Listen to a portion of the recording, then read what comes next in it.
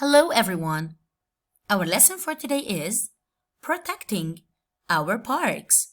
The genre is argumentative text.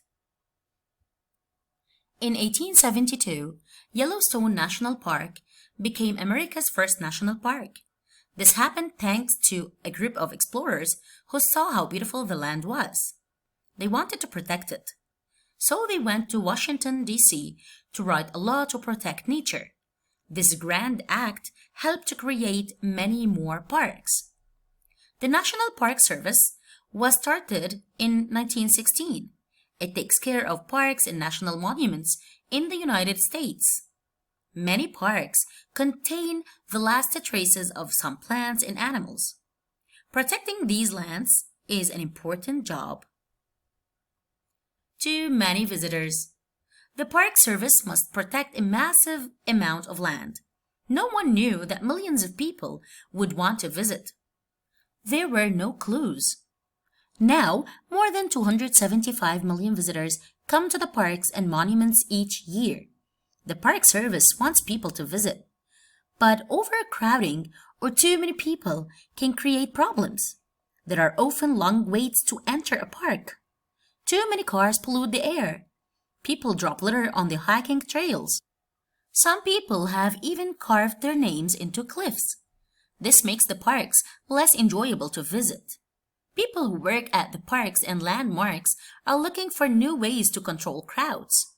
Other people disagree about what should be done. Point, counterpoint. Allow all access.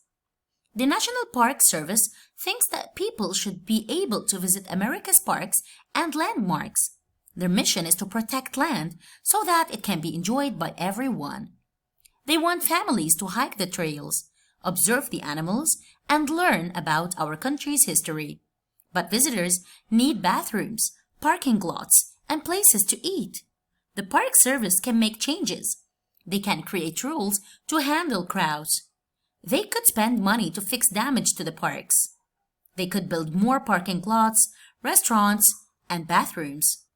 In addition to places to eat and rest, Yellowstone National Park also has shops, museums, and cabins. Counterpoint, point. Protect our parks. Overcrowding is a problem at national parks. It can lead to pollution, litter, and noise. Many people think that national parks should be kept natural. They suggest only letting a certain number of people visit each day. They think that adding more parking lots and bathrooms will harm the plants and animals. A path forward. America's national park system was not built to handle millions of visitors.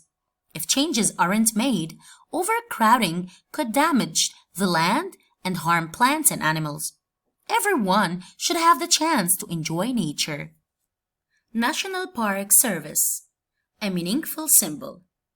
Each element of the National Park Service's symbol represents something that the agency protects. The bison represents wildlife. The tree represents plants. The mountain represents geology.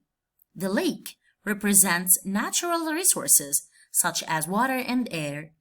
The arrowhead represents the history of our country. The source is National Park Service.